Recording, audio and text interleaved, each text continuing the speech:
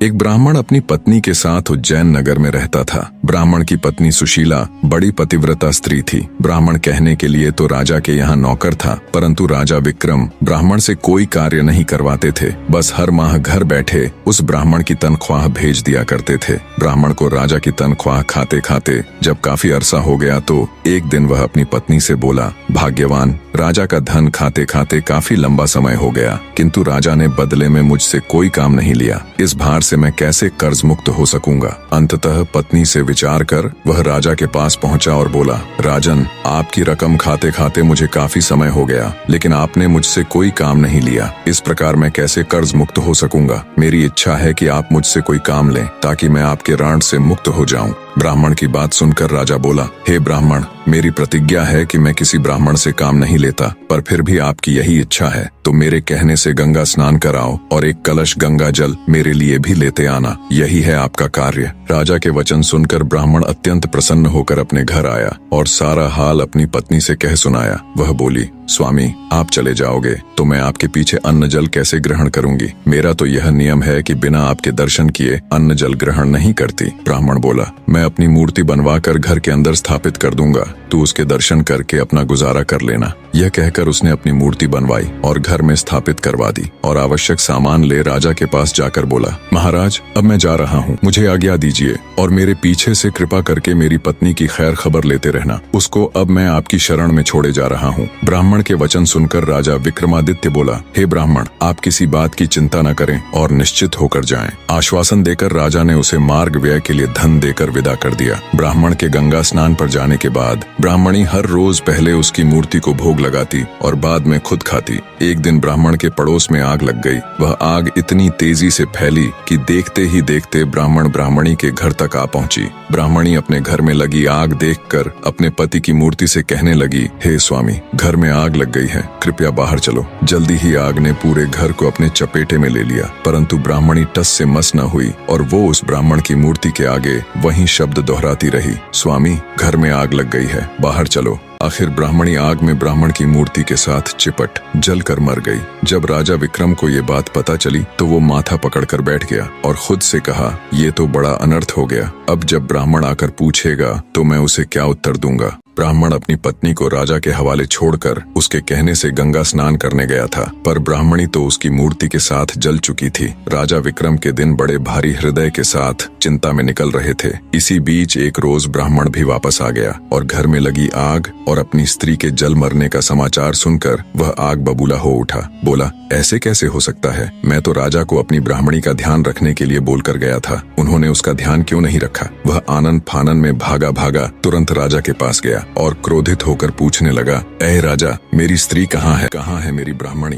राजा विक्रम ने भरे हुए हृदय के साथ ब्राह्मण को सारा हाल कह सुनाया और बोला, हे ब्राह्मण देव, क्रोधित मत होइए, मैं किसी अन्य ब्राह्मण की योग्य कन्या से आपका पुनर्विवाह करा दूंगा। ये सुन गुस्से में ब्राह्मण बोला, हे राजा, जहाँ से भी हो मेरी वही स्त्री मुझे लाकर दो जिसने मेरी प्रतिमा के साथ जलकर अपने प्राण त्याग दिए, अन्यथा मैं यही आपके दरबार में अपना सिर पटक पटक कर अपनी जान दे दूंगा। और याद रखना राजा, तुम्हें एक नहीं बल्कि 2 निरपराध लोगों की हत्या का पाप लगेगा, तुम्हें एक ब्राह्मण का श्राप लगेगा। राजा ने लाचार होकर कहा, शांत हो जाइए ब्राह्मण देव, तनिक मेरी बात सुनिए और जो मैं कह रहा हूँ वैसा करिए। अपनी स्त्री के अस्थि अवशेष संचय कर उन्हें रख लीजिए और मुझे 1 माह का समय दीजिए, मैं तुम्हारी स्त्री को जीवित करने की कोई युक्ति करता हूँ। ये सुन ब्राह्मण कुछ शांत हुआ और जैसा राजा ने कहा था वैसा ही किया। राजा विक्रम अपना राजकाज अपने मंत्रियों को सौंपकर सादे बाणे में अमृत की तलाश में चल पड़ा। चलते चलते कई दिनों के बाद वो एक गांव में पहुंचा। कई दिन चलने की थकान के कारण वो एक मकान के दरवाजे पर पड़ी चारपाई देख थका मांदा उसी पर बैठ गया। उस मकान में एक वृद्धा और उसकी पुत्र वधू रहती थी। वृद्धा का बेटा बहुत दिनों से कहीं बाहर गया हुआ था। उसी के संताप में उसकी पुत्र वधू और वो हमेशा दुखी रहती थी। थोड़ी देर बाद जब वृद्धा की पुत्र वधू बाहर आई और उसने राजा को वहां बैठा देखा तो मन में सोचने लगी, हो न हो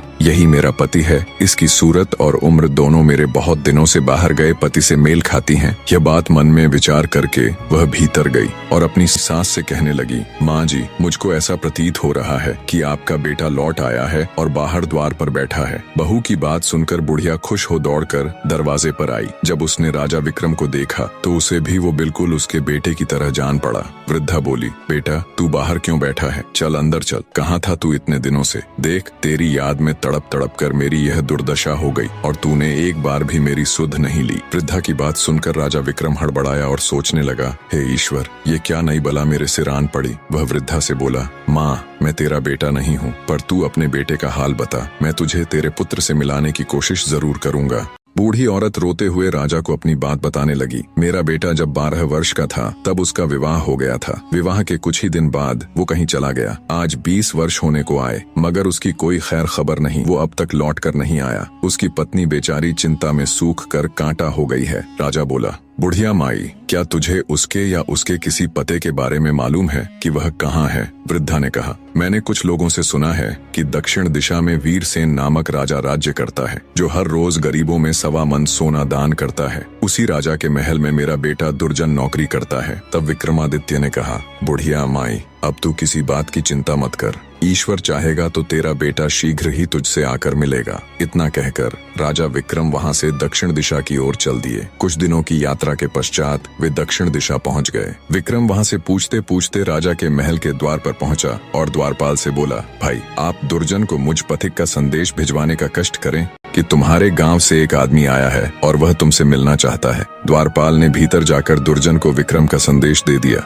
जिसे सुनकर वह द्वार पर आया और विक्रम को अपने गांव का निवासी समझकर उसे अपने डेरे पर ले गया। विक्रमादित्य ने कहा, भाई, तुमको ऐसा नहीं करना चाहिए था। जब से तुम आए हो तब से घर की सूरत तक नहीं देखी। तुम्हारे घर तुम्हारी माता और पत्नी रो रो कर दिन बिताती हैं। तुम्हारे लिए उचित यही है कि जैसे भी बने शीघ्र ही उनकी सुध लो। दुर्जन बोला, भाई, मैं क्या करूं? विवश हूं। न तो महाराज मुझे छुट्टी देते हैं, न इस्तीफा लेते हैं। फिर भला मैं किस प्रकार जा सकता हूँ? विक्रम बोला, इसकी तुम चिंता न करो, तुम्हारे बदले में मैं नौकरी कर लूंगा। अब दुर्जन ने राजा से कहा, महाराज, मेरा भाई गांव से आया है। वह मेरे बदले आपके यहाँ नौकरी करेगा। आप कृपा कर मुझे कुछ दिनों के लिए छुट्टी दे दें, क्योंकि मेरी माँ व पत्नी मेरे लिए बहुत व्याकुल हैं। राजा वीरसेन बोला, अच्छा, अपने भाई को नौकरी पर छोड़कर तुम 1 महीने के लिए अपने घर हो आओ। यह सुनकर दुर्जन ने विक्रम को नौकरी पर छोड़ा और स्वयं राजा से विदा लेकर अपने घर को चल दिया और विक्रम उसके बदले नौकरी करने लगा। खुद एक राजा होते हुए भी बड़े हृदय वाले राजा विक्रमादित्य दूसरों के दुख दूर करने के लिए राजा वीरसेन के यहाँ नौकरी करने लगे। राजा वीरसेन का नियम था कि हर रोज वो आधी रात को शहर से बाहर एक देवी के मंदिर में जाता। देवी उसे पकड़कर तेल के खौलते कड़ाह में डाल देती। जब राजा उसमें भुन जाता तब वह उसे निकाल कर खा जाती। तत्पश्चात उसकी हड्डियों को इकट्ठा करती, फिर उन पर अमृत छिड़क देती। इस प्रकार राजा पुनः जीवित हो जाता। बाद में देवी अक्षय झांझर हिलाकर 1.25 मन सोना राजा को देती, जिसे लेकर राजा वीरसेन चुपचाप महल लौट आता और प्रातःकाल वही सोना ब्राह्मणों को दान कर देता। एक दिन राजा विक्रम ने अपने मन में विचार किया कि राजा के पास इतना सोना कहाँ से आता है और हर रोज आधी रात को वो कहाँ जाता है। इसका भेद अवश्य जानना चाहिए। दूसरे दिन आधी रात के समय जब वीरसेन ने देवी के मंदिर के लिए प्रस्थान किया तो राजा विक्रम भी उसके पीछे पीछे चल पड़ा। मंदिर में एक तरफ छिपकर उसने खोलते तेल के कड़ाह में जब राजा को भूनते देखा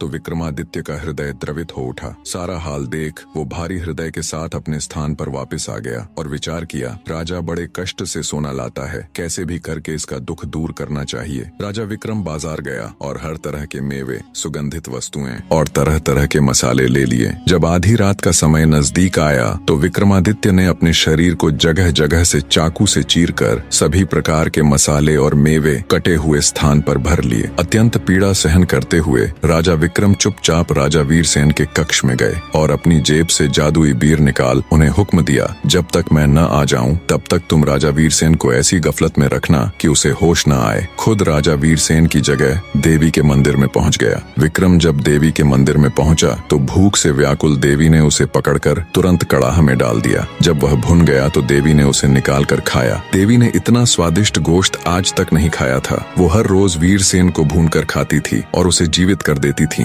राजा वीरसेन में ऐसा कुछ बचा नहीं था, पर आज जब उसने तंदुरुस्त और एकदम हट्टे कट्टे विक्रमादित्य के ताजा और तरह तरह के मसाले और मेवे से भरा मांस खाया तो उसका रोम रोम खिल उठा। लजीज गोश्त खा वो अत्यधिक प्रसन्न हो उठी। पूरी तरह तृप्त हो उसने रोज की तरह हड्डियां एकत्र कर घड़े से अमृत निकालकर उन पर छिड़क दिया। अगले ही पल राजा विक्रम जीवित हो उठा। तब देवी बोली, मैंने आज तक इतना स्वादिष्ट मांस नहीं खाया। आज मैं तुझ पर बहुत प्रसन्न हूँ। जो भी तुझे चाहिए दिल खोलकर मांग ले। विक्रम बोला, हे माँ, मुझे आपसे 3 वर चाहिए। देवी प्रसन्न हो बोली, दिए तुम्हें 3 वचन, मांगो क्या चाहिए। तब विक्रम ने कहा, पहले वचन में मुझको आपका अमृत का पात्र चाहिए, दूसरे वचन में मुझे आपकी अक्षय झांझर भी चाहिए। ये 2 वरदान मांगकर विक्रम ने सोचा कि इसका अमृत यदि मैंने ले लिया और देवी ने राजा को नित्य की भांति भून कर खाया तो फिर उसे जिंदा कैसे करेगी। इसलिए तीसरे वचन में उसने सोचा कि न देवी यहाँ रहेगी न राजा की जान जाने का डर रहेगा। अतः तीसरे वर में उसने देवी का वहाँ से चले जाना मांगा।